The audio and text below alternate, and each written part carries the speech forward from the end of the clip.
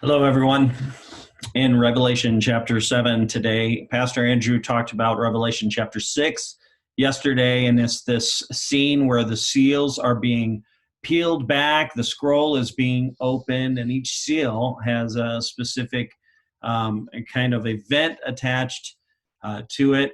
It really is this kind of letting this chaotic scene where really Satan has unrestrained power, and he's exercising it until we see the sixth seal open, which, of course, is the cosmological signs that are happening, the sun, moon, and stars, which is spoken about quite a bit in the Old Testament and even the New Testament. We'll even look at one later on today, but it's a significant event. And what is that event? It is the announcing of the wrath of God. The wrath of God is about to be poured out. And so as you have this scene in Revelation 6, where even the saints are saying, when is this going to end? You know, when is vengeance going to come? That is when now Jesus, the sixth seal is open, and now it's time for the wrath of the Lamb. And that leads us right into chapter 7. And chapter 7 is an interesting chapter because it's kind of an interlude between the sixth seal and the seventh seal, describing some things that are going on. And I want to show you that. So let me go ahead and get this set up for us. Okay, so here we go. This is verses 1 through 4, and I just want to highlight a few things. It says, after this, I saw four angels standing at the corners of the earth, holding back the four winds of the earth, and no wind might blow on earth or sea or against any tree. And then I saw another angel ascending from the rising sun with the seal of the living God. And what's he going to do with that seal? It says, and he called him with a loud voice to the four angels who had been given power to harm the earth and the sea, saying, do not harm the earth and the sea and the trees until what? We have sealed the servants of our God on their foreheads. And I heard the number of the sealed, 144,000, sealed from every tribe of the sons of Israel. Now, two questions have to be asked and answered. This is where much of the debate on this particular passage comes. The first one is ethnic Jews.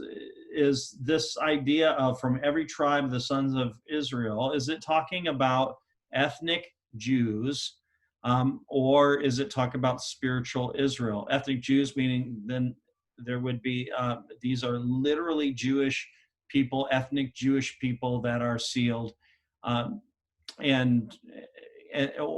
are they symbolism for spiritual Israel, which includes the Gentiles, and so it would be a reference to the church. The second question is along the lines of the 144,000. Is that a literal number? Is it literally 144,000 Jews that are sealed? Or is this more of a symbolic number that represents completeness? I'm going to answer this one first. At least I'm going to give you my perspective on it and why I believe it is more symbolic than it is literal. And the reason is this idea of sealing is this idea of wrapping. God is wrapping things up. He is sealing the 144,000, meaning that the complete number of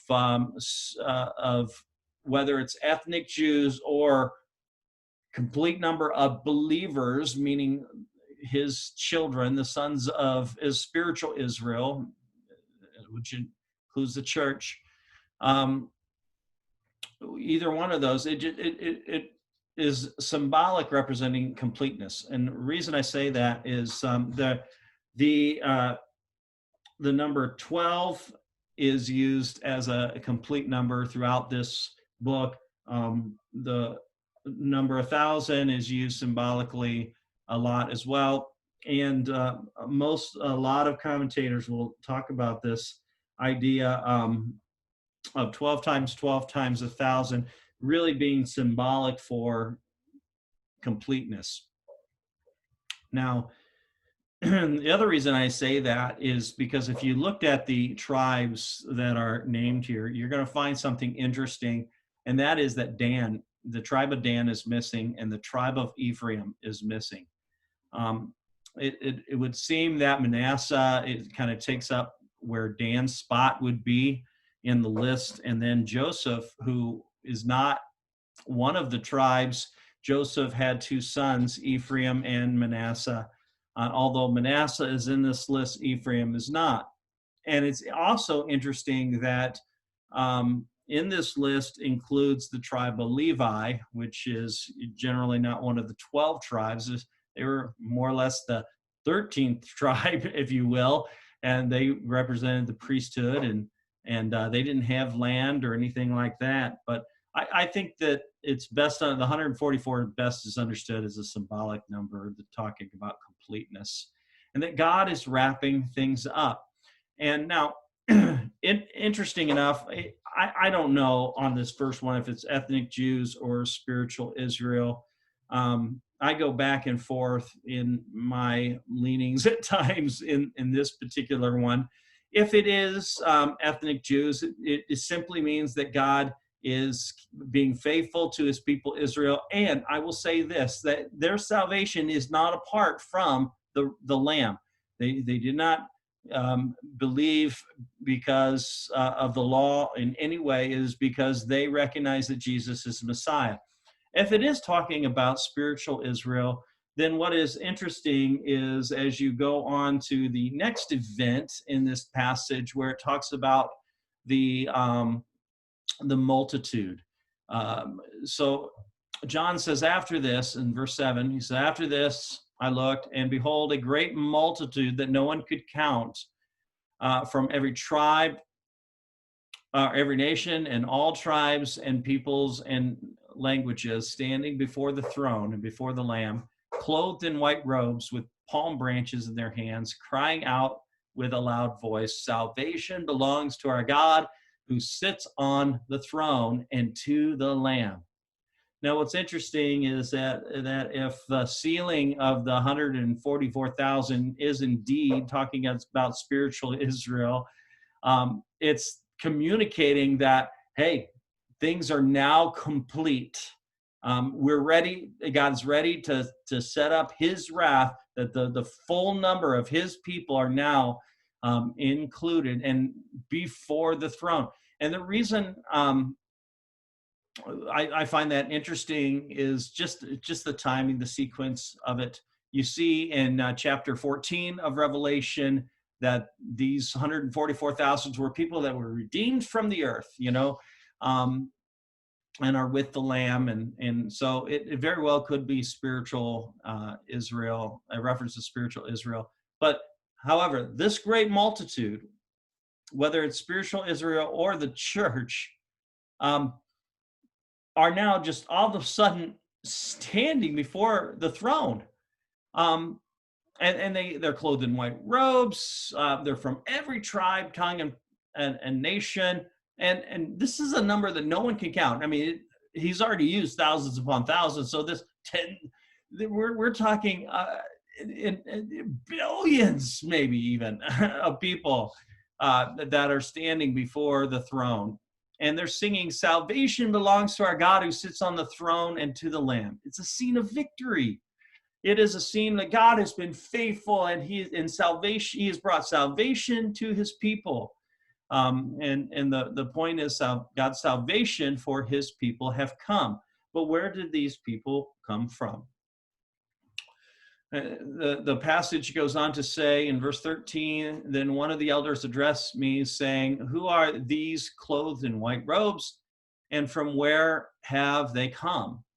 And I said to them, Sir, you know. And he said to me, these are the ones coming out. So they're coming out of the great tribulation. Okay. Great tribulation. They have washed their robes and made them white in the blood of the Lamb. In other words, the elder is saying that these are people who have come out of the great tribulation. Now, is this a reference to what we would term the tribulation? I think it is. It makes sense to me. But these are saints that are coming out of the tribulation. They've washed their robes and made them white in the blood of the Lamb. And I also think it fits with what Jesus says in Matthew chapter 24. And I want to look at this. If you look at Matthew chapter 24, the question to Jesus was, hey, what will be the sign of the end of the age? And Jesus goes into this teaching and he talks about these birth pangs that are going to happen. And by the way, they fit really well with the seals. But all of a sudden, he talks about this abomination that causes desolation, and things are getting chaotic and worse. And then all of a sudden, we find immediately after the tribulation of those days, the sun will be darkened, the moon will not give its light, and the stars fall from heaven. Now, this is the sixth seal, really. This is exactly what the sixth seal, and the powers of the heavens will be shaken. There'll be an earthquake. This is exactly lines up with what the sixth seal says. And then Jesus goes on to say, there will appear in heaven the sign of the Son of Man, and then all the tribes of the earth will mourn, and they will see the Son of Man coming on the clouds of heaven with great power and glory. This is the sign of my coming, and he will send out his angel with a loud trumpet call, and he will gather his elect from the four winds, from one end of the heavens and the other. And of course, as I look at this idea of gather, you think of this word rapture, and so it makes sense.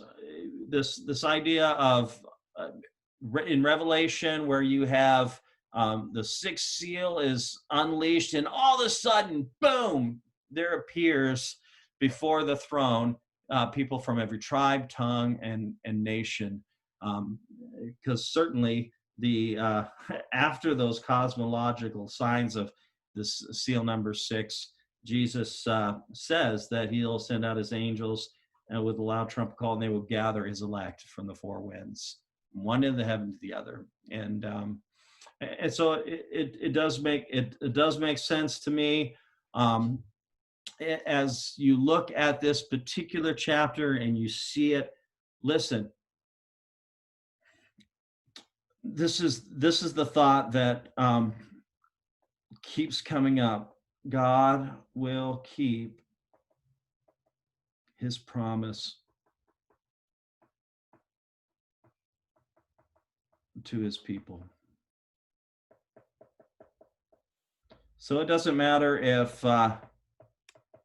if you're undergoing persecution, suffering of some kind, man, that's just, those type of things are just going to happen on this side of eternity. But don't fear, don't worry, because God will keep his promise to his people. He will be our salvation.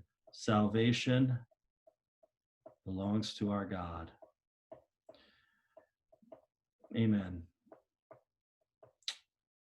I'm slow at writing. This is a great truth. Salvation belongs to our God.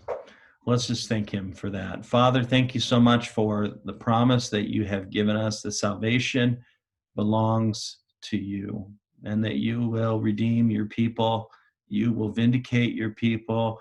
You will rescue, deliver your people. Father, it is a promise that we can trust, and it'll be in your timing. It'll be exactly when you decide is best. And so, God, help us to wait patiently with endurance as we look forward to that time when you will deliver your people. God, we affirm as these people before the throne, that salvation belongs to our God who sits on the throne and to the Lamb. Amen. Well, blessings. I hope that you have a great